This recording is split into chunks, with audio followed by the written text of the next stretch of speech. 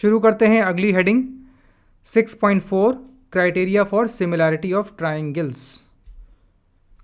Similarity के बारे में बेसिक्स पढ़ने के बाद अब ये जानना ज़रूरी हो जाता है कि जब ट्रायंगल्स की सिमिलैरिटी को हमें देखना है तो उसके लिए कौन कौन से क्राइटेरिया चेक करने हैं, कौन कौन से एलिमेंट्स को जांचना है।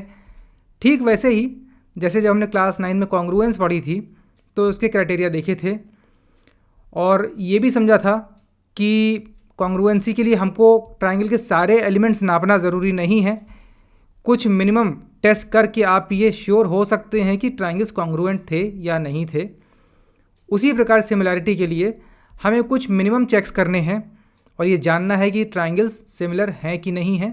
तो उन क्राइटेरिया को समझने के लिए हम लोग इस क्लास में समझेंगे क्या वो क्राइटेरियाज़ हैं, क्या वो कंडीशंस हैं, क्या वो प्रीरिक्विजिट हैं। हमने पहले देखा था कि करस्पॉन्डिंग एंगल इक्वल होने चाहिए एंड, साथ में एंड लगा हुआ है, और उसकी करस्पॉन्डिंग साइड्स सेम अनुपात में या प्रपोर्शन में होनी चाहिए।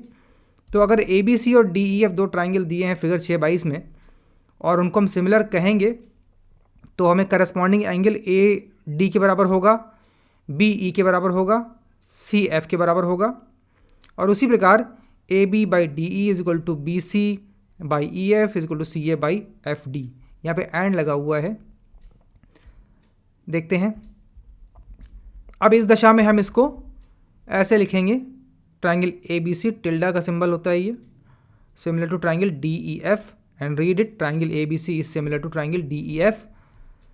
अब ये जो सिंबल था पहले वाला वो कॉन्ग्रुएंसी के लिए था, इसमें इक्वल टू के साइन के ऊपर टिल्डा था, यहाँ पे केवल टिल्डा है। तो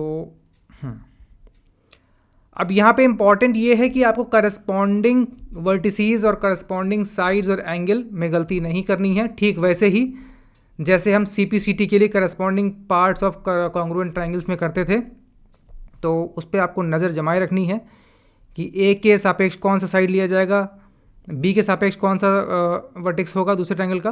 तो करस्पॉन्डिंग पार्ट्स को देखना बहुत ज़रूरी है।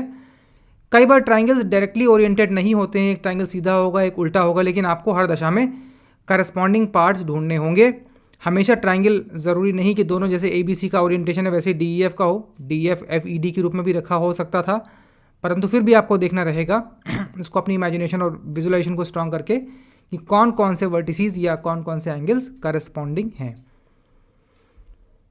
अब एक क्वेश्चन उठता है, क्या हमको ये सारे इक्वालिटी रिलेशंस देखने पड़ेंगे या कुछ कम से काम चल जाएगा? तो क्या हमको मैनुअली ये सारे एंगल नापने पड़ेंगे और ये सारी साइड्स का रेशियो चेक करना पड़ेगा या कुछ कम में काम चल सकता है? मिनिमलिज्म की बात हो रही है, कम से कम कितनी मेहनत करनी पड़े कि हमारा कार्य सिद्ध हो जाए और हमको एकदम सर्टेनिटी के साथ पता लग जाए कि ये दो ट्रायंगल सिमिलर हैं या नहीं हैं। तो यहाँ पे एक्टिविटीज़ हैं, draw two line segments BC and EF of different lengths, say 3 and 5 centimeters. Then at point B and C respectively construct triangles, angles PBC and QCB, PBC और QCB 60 और 40 बनाए। उसी प्रकार DEF और DFE आपने 60-40 के बनाए। ये आपने कंस्ट्रक्शन की फिगर 6/23 में। अब आपको देखना है कि यहाँ पे कितना कम से कम मेजरमेंट हमको करना पड़ेगा। डेटा सफिशिएंसी की बात है, exploring the minimum criteria, mathematics involves minimalism thanks to deductive reasoning. ये बात हम क्लास 9 में पढ़ चुके हैं, इसको मैं दोहरा रहा हूँ। डेटा सफिशिएंट कितना होगा, कितना कम से कम हमें जांच करनी पड़ेगी, कितना कम से कम श्रम किया जाए कि एक स्मार्टली हम एक नतीजे तक पहुँच सकें। अब जब दो एंगल बराबर हो गए तो तीसरा तो नेचुरल रूप से बराबर होगा। Corresponding angles of these two triangles are equal, what can you say about their corresponding side. अब BC और EF आपने देखा 3/5, बाकी रेशियोज भी आप देखेंगे, ये भी आएगा 0.6। This activity leads us to following criteria for similarity of two triangles. Theorem 6.3, in two triangles corresponding angles are equal, then their corresponding sides are in same ratio and hence the two triangles are similar। अर्थात अगर आपने 3 angles को equate कर दिया correspondingly तो आपको sides के ratio जांचने की कोई ज़रूरत नहीं है। You can be rest assured कि वो साइड्स सेम प्रोपोर्शन में ही होंगे। यही बात ये थ्योरम 6.3 कह रही है कि यदि तीन करस्पॉन्डिंग एंगल, तीनों एंगल्स बराबर हैं, तो इट इम्प्लाइज कि उसकी साइड्स भी करस्पॉन्डिंग सेम रेशियोज में आएंगे। इसका हम प्रूफ देख लेते हैं। इस क्राइटेरिया को हम ए एंगल एंगल एंगल कहेंगे। ध्यान दें, कॉन्ग्रुएंस वाले चैप्टर में एंगल एंगल एंगल वाला क्राइटेरिया नहीं था, वहाँ पे साइड साइड साइड था। तो यहाँ पे आपको ए की बात आ रही है, तीनों एंगल इक्वल हैं। अब आपको इस थ्योरम में प्रूफ करना है कि अगर ट्राइंगल ए बी सी, जैसा कि डायग्राम 6.24 में दिया है, ए बी सी और डी ई एफ में अगर तीनों करस्पॉन्डिंग एंगल बराबर हैं, that is A is equal to D, B is equal to E और C is equal to F, then you have to show that sides AB by DE is equal to side AC by DF is equal to side BC by EF। ये आपको prove करना है। यहाँ पर एक construction की जाएगी, चूँकि ट्राइंगल DEF बड़े साइज का है तो उसमें हम एक लाइन सेगमेंट PQ ड्रॉ करेंगे। This theorem can be proved by taking triangles ABC and DEF such that cut DP is equal to AB and D Q is equal to A C. आपने side D E पर एक point P mark किया कुछ इस तरह कि D P is equal to A B हो गया, और साइड डी एफ पे एक पॉइंट क्यू मार्क किया such that D Q is equal to A C हो गया। फिर आपने पी क्यू को ज्वाइन किया। अब triangle A B C is congruent to triangle D P Q. क्यों? साइड एंगल साइड वाला रूल लगेगा, यहाँ पे कॉन्ग्रुएंसी का इस्तेमाल भी हो रहा है। ट्राइंगल ए बी सी और डी पी क्यू को देखें, बाई कंस्ट्रक्शन आपने बनाया है A B is equal to D P and A C is equal to D Q, और सवाल में ही दिया है, थ्योरम में दिया है कि angle A is equal to angle D, तो ये छोटा ट्राइंगल ए बी सी के कॉन्ग्रुएंट हो जाएगा। अब यहाँ पर आप देखें कि अब एंगल जब बराबर हैं, जब कॉन्ग्रुएंसी आ गई तो angle P is equal to B के हो जाएगा, और बी जब सी ई के बराबर है तो angle P is equal to angle E. इसके चलते करस्पॉन्डिंग एंगल है ये, तो P Q is parallel to E F, और पी क्यू ई एफ के पैरेलल आते ही triangle D P Q is similar to triangle D E F. ये हम पिछली कक्षा में देख चुके हैं कि अगर ट्राइंगल में कोई भी एक लाइन खींची जाए जो किसी भी एक साइड के पैरेलल हो तो एक छोटा ट्राइंगल मिलता है जो पेरेंट ट्राइंगल के सिमिलर होता है। अतः triangle D P Q is similar to triangle D E F. अभी हमारा काम पूरा नहीं हुआ है। नाउ अब क्या है, जब डी पी क्यू और डी ई एफ सिमिलर हो गए और D P Q A B C के कॉन्ग्रुएंट है, अर्थात जब कॉन्ग्रुएंट हो गए तो सिमिलर तो होते ही हैं। D P Q is congruent to A B C, therefore D P Q is similar to A B C. D P Q triangle A B C के सिमिलर है और D P Q triangle D E F के भी similar है, और similarity एक transitive relation होता है। अतः हम पहले पढ़ चुके हैं कि A B C triangle D E F के सिमिलर होगा। हमने पहले ओपनिंग में पढ़ा था कि अगर तीन ट्राइंगल हैं जिसमें पहला दूसरे के सिमिलर है और दूसरा तीसरे के सिमिलर है, तो पहला तीसरे के सिमिलर हो जाएगा। उसी प्रकार हमको दिख रहा है कि ट्राइंगल ए बी सी और ट्राइंगल डी ई एफ दोनों ही ट्राइंगल डी पी क्यू के सिमिलर हैं। Therefore triangle A B C and D E F will be mutually similar. ये हमने प्रूव किया। तो हम कह सकते हैं कि तीन एंगल, रिमार्क किए, if two angles of triangle are respectively equal to two angles of another triangle, then by angle sum property of a triangle their third angles will also be equal. Therefore the AA8 similarity criteria can be reduced to angle. If two angles of one triangle are respectively equal to two angles of another triangle, then two triangles are similar. दो angles की quality ही पर्याप्त है, आपको तीसरा angle जांचने की ज़रूरत नहीं है, क्योंकि तीनों एंगल्स का सम 180 होता है। तो जब दो बराबर हो गए तो तीसरे को भी बराबर होना ही पड़ेगा। It will be constraint to be equal. Converse क्या है? In other words, if sides of triangle are respectively proportional to sides of another triangle, then it is true that their corresponding angles are equal. अब इसको हम activity द्वारा करके देखेंगे। बहुत आसान एक्टिविटी है, इसको आप करके देख सकते हैं। You can repeat this activity by drawing several such triangles. Every time you shall see that their corresponding angles are equal, it is due to the following criteria for similarity of two triangles. If in two triangles, sides of one triangle are proportional to sides of another, then their corresponding angles are equal. Hence, the two triangles are similar. इस criteria को हम side side side rule कहेंगे, SSS rule of similarity. तो इसका proof यहाँ दिया हुआ है। ये दिए गए दो ट्राइंगल्स में साइड्स करस्पॉन्डिंगली इन सेम रेशियो में हैं, तो आपको प्रूफ करना है कि ये सिमिलर ट्राइंगल्स हैं। हम यहाँ पे ये प्रूफ कर दें कि तीनों एंगल अगर बराबर हैं तो पिछली थ्योरम का लाभ उठाते हुए हम ये कंक्लूड कर देंगे कि ये दो ट्राइंगल्स AA रूल से सिमिलर हो जाते हैं। यहाँ पे कंस्ट्रक्शन की है, cut DP is equal to AB and DQ is equal to AC and join PQ। It can be seen that DP by DE is equal to DQ by DF, क्योंकि DP AB के बराबर है और AB by DE is equal to AC by DF है, तो उसी को आपने DP और DQ के टर्म में लिख दिया। अब यहाँ पर जैसे ही रेशियो बराबर होंगे तो ये लाइन PQ पैरेलल हो जाएगी, थ्योरम 6.1 और 6.2 में आता है। ये लाइन पैरेलल हो जाएगी बेस के, PQ is parallel to base EF, then corresponding angles P and E are equal, Q and F are equal. इसके बाद ये रेशियो आपने लिखा हो यहाँ से PQ BC के बराबर आ जाएगा,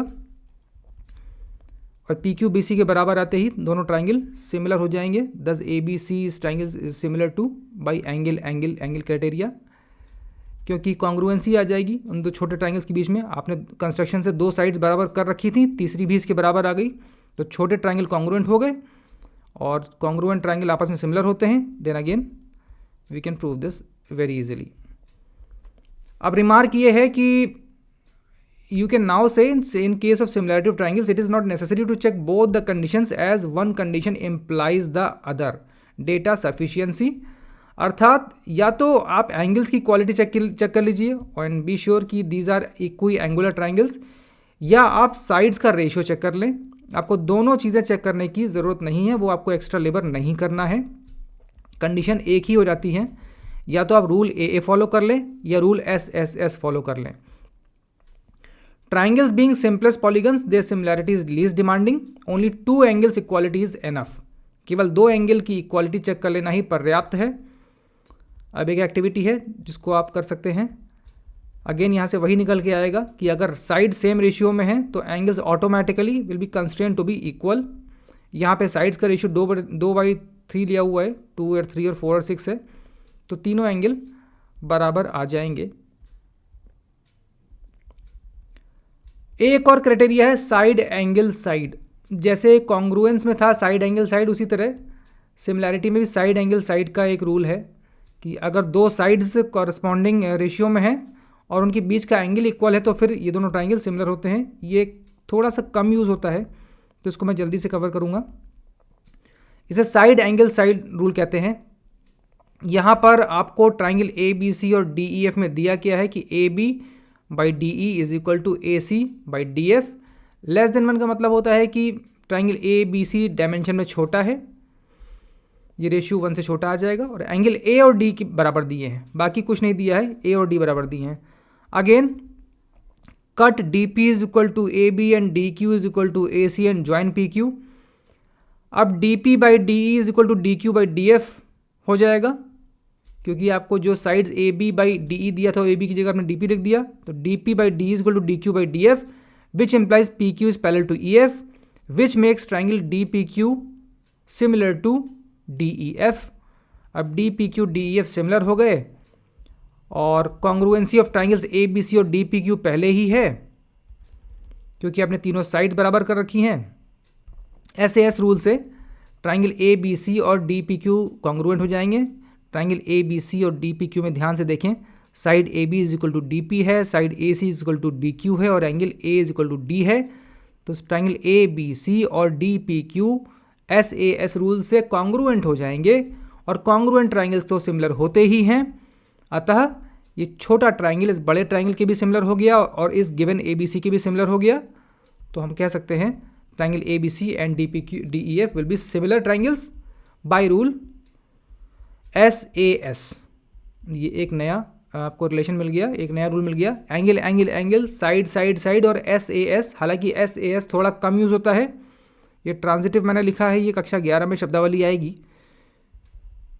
ये एक रिलेशन होता है, इसे हम कभी बाद में पढ़ेंगे, फिलहाल आप इस शब्द को बस नोट कर लें। अगला एक थ्योरम जैसा है, जो एग्जाम्पल है फिगर 629 में, अगर PQ और RS पैरेलल हैं तो prove that triangle P O Q is similar to S O R. दो पैरेलल लाइन सेगमेंट हैं P Q and R S, इनके अपोजिट एंड्स को मिलाया है, पी को एस से, क्यू को आर से। तो आपको प्रूव करना है कि जो दो ट्राइंगल बने सिमिलर हैं। ध्यान से देखें, जब पैरेलल लाइंस हैं तो angle P will be equal to angle S, alternate angles Z बन रहा है। Angle Q is equal to angle R, alternate angles, दो एंगल बराबर हो गए, that is enough. Of course angle P O Q and S O R will be equal being vertically opposite angles, तीनों angle बराबर हैं, तो similarity is easily proved. ए या फिर डबल ए कह सकते हैं आप। अगले एग्जाम्पल में आपको ट्राइंगल दिए हैं जिनके साइड्स एक खास रेशियो में हैं, आपको मिसिंग एंगल्स निकालने हैं। तो सबसे पहले आपको करस्पॉन्डिंग साइड्स ढूंढनी है जो एक फिक्स रेशियो दे रही हूँ। सारा चैलेंज करस्पॉन्डिंग साइड्स ढूंढने का ही रहेगा। अब यहाँ पे 3√3 का डबल है 6√3 और 3.8 का डबल है 7.6 और 6 का डबल है 12। तो by inspection you can say that B C by P Q is equal to A C by R P is equal to A B by R Q. Then you have found that which are the corresponding sides and which are the corresponding vertices. तो corresponding sides के opposite के angle बराबर होते हैं। A B के corresponding हो गया are Q, तो ए बी के अपोजिट एंगल सी है और आर क्यू के अपोजिट एंगल पी है, एंगल सी और पी बराबर हो जाएंगे। लाइकवाइज एंगल बी और क्यू बराबर हो जाएंगे। यहां से आप हल कर सकते हैं बहुत आसानी से। अगला एग्जाम्पल 6 है 631। ये एक अच्छा क्वेश्चन है। आपको एक डायग्राम दिया हुआ है, A O C D O सी एक स्ट्रेट लाइन है, ए ओ बी एक स्ट्रेट लाइन है, ए डी डी सी कुछ इस तरह की। A O into O B is equal to O C into O D, A O into O B is equal to O C into O D. Show that angle A is equal to angle C और angle D is equal to angle B. ध्यान से देखें, अगर O A into O B is equal to O C into O D है तो इसको ratio form में हम ऐसे लिख सकते हैं, O A by O C is equal to O D by O B. O A by O C is equal to O D by O B and angle A O D and C O B will be equal being vertically opposite angles. तो यहाँ पे triangle A O D और सी O B में आपको side angle side का similarity rule apply होता नजर आना चाहिए। साइड ए ओ करस्पॉन्डिंग है ओ सी के और साइड ओ डी करस्पॉन्डिंग है साइड ओ बी के, और ये दोनों बराबर रेशियो में हैं। आपने बेसिकली इस प्रोडक्ट आइडेंटिटी इसको इक्वेशन को कोशेंट इक्वेशन में तब्दील कर दिया। तो A O A into O B is equal to O C into O D, सारी ट्रिक यही थी। इसको आपने लिख दिया O A by O C is equal to O D by O B. सारा खेल यही था, उसको आपने रेशियो में या कोशेंट में लिख दिया और यहाँ से आपको मिल गया side angle side similarity criteria. A O D is similar to C O B, तो ए के करस्पॉन्डिंग एंगल सी बराबर हो जाएगा और डी के करस्पॉन्डिंग एंगल बी बराबर हो जाएगा। ये अच्छा सवाल है, इसको हम लोग समरी क्लास में डिटेल में थोड़ा समझेंगे, इससे और क्या मायने निकल सकते हैं। It would be interesting observation after this class, next class. Example number 7 देखते हैं। A girl of height 90 centimeter is walking away from the base of a lamp post at speed 1.2 meter second. If lamp is 3.6 meter above ground, find the length of her shadow after 4 seconds. 4 second बाद this girl has moved to point D from B in a straight line. But again, lamp post के top को और लड़की के head को मिलाने वाली line को अगर हम एक्सटेंड करेंगे तो ग्राउंड पे ई पे मिलेगी। यहाँ पे हमको एक right angle triangle A B E मिलता है और सी डी ई मिलता है। ए बी लैम्प पोस्ट है, सी डी गर्ल को स्ट्रेट लाइन सेगमेंट से दर्शाया गया है। बी डी की डिस्टेंस आप निकाल सकते हैं 4 सेकेंड में कितना मूव की होगी। और यहाँ पे आप देखिए ए बी एक वर्टिकल लाइन है, सी डी भी वर्टिकल लाइन है, तो निश्चित रूप से ट्राइंगल ए बी ई और C D E are similar where corresponding sides are A E by C E, A B by C D, B D by B E, B E by D E. Let D E be x meters. आपको निकालना है find length of our shadow. Shadow की length हो जाएगी DE, क्योंकि जो light की रे A से निकलेगी वो C को होते हुए ग्राउंड पे E पे इंटरसेक्ट करेगी, तो शैडो की लेंथ वही होगी जो लड़की के पैर से लाइट की उस रे के पॉइंट तक जाएगी। DE line segment shows the length of shadow, this should be assume to be x। यही अननोन है, ये हमको पता करनी है।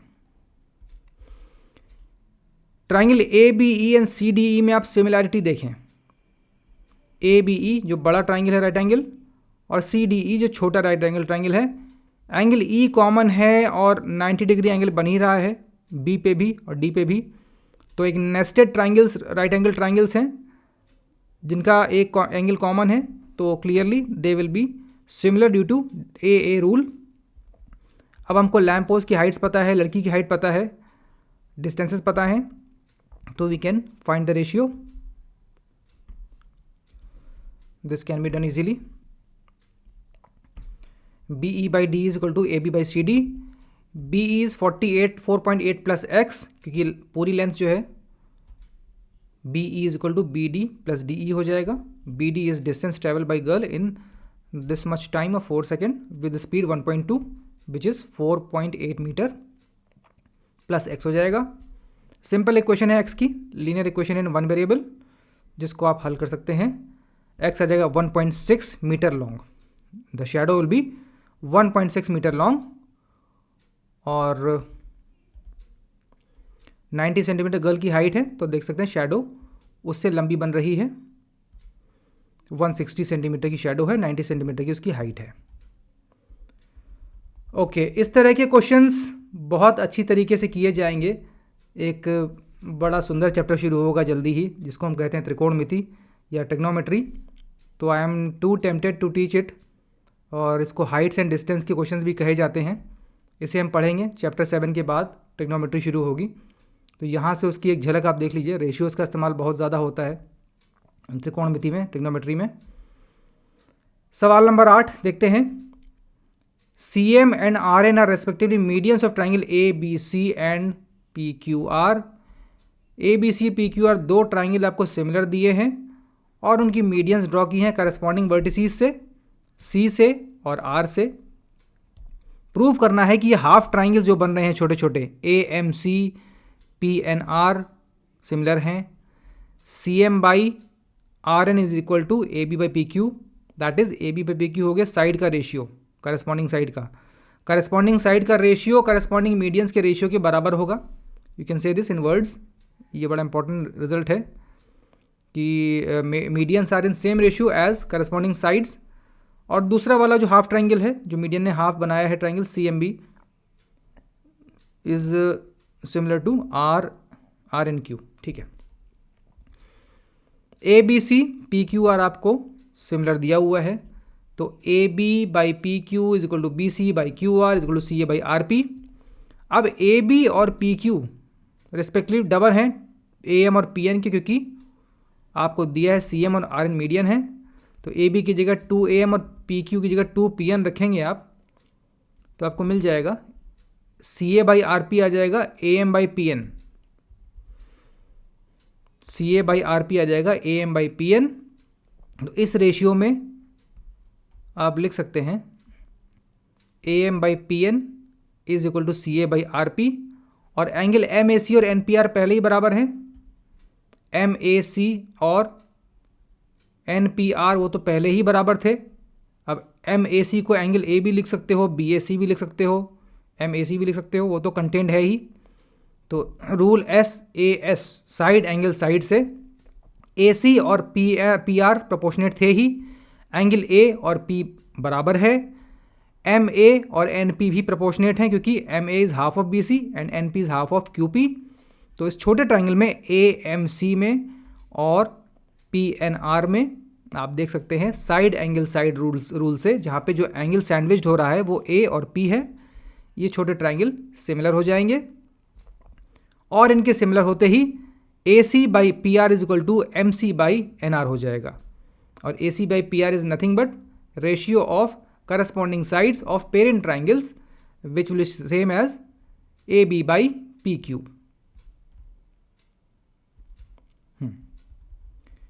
AB by PQ CA/RP हो जाएगा। तो यहाँ से आपको ये मिल गया कि मीडियंस भी उसी अनुपात में होती हैं जिस अनुपात में पेरेंट ट्राइंगल की करस्पॉन्डिंग साइड्स होती हैं। और दूसरा पार्ट भी आप ऐसे ही कर सकते हैं। जो पार्ट 3 है वो भी हाफ ट्राइंगल को ही डील कर रहा है। तो जिस तरह आपने पार्ट 1 में हाफ ट्राइंगल को लिया था, मीडियन को मीडियंस के जरिए बेस का हाफ AM था, उसी तरह मीडियन के जरिए बेस का हाफ BN हो जाएगा। तो ट्राइंगल BMC और RNQ में वही साइड एंगल साइड का रूल मिल जाएगा बाय यूजिंग मीडियन। तो वी हैव गॉट दैट कि अगर दो ट्राइंगल सिमिलर हैं तो उनकी मीडियंस का भी अनुपात वही होगा जो उनकी करस्पॉन्डिंग साइड्स का होता है, एंड वाइस वर्सा। इसको हम सॉर्ट ऑफ MSS भी कह सकते हैं, मीडियन साइड साइड, एक अपना याद रखने के लिए एक नेमोनिक बना सकते हैं। तो ये मीडियंस पे एक अच्छा रिजल्ट है। मीडियंस को हम डिटेल में समझेंगे जब समरी क्लास करेंगे और जब क्वेश्चन सॉल्व करेंगे। तो फिलहाल इस क्लास को यहीं समाप्त करते हैं। अगले क्लास में एक्सरसाइज 6.3 को बहुत ही डिटेल में गहराई से किया जाएगा।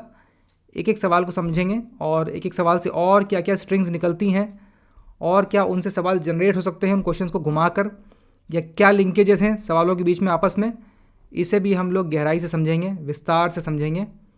और 6.3 एक्सरसाइज के बाद 2 समरी क्लासेस भी होंगी जिनमें सिमिलैरिटी के कुछ कंसेप्ट जो हम ओल्ड NCERT से उठाकर पढ़ेंगे, जिसमें कुछ डिफ़िकल्ट सवाल थे जो कॉम्पिटिटिव एग्ज़ाम्स के लिए यूज़फुल रहेंगे, जिन बच्चों को आगे तैयारी करनी है IIT की और CAT UPSC इन सभी में अगर कोई अभ्यर्थी देख रहे हैं तो उनके काम आएंगे। तो एक्सरसाइज 6.3 के बाद we will do few more classes जिसमें 1-2 पुराने NCERT के क्वेश्चंस निकालेंगे और कुछ और मैंने एक्सरसाइज डेवलप की हैं, कुछ DIY एक्सपेरिमेंटल नेचर के सवाल हैं।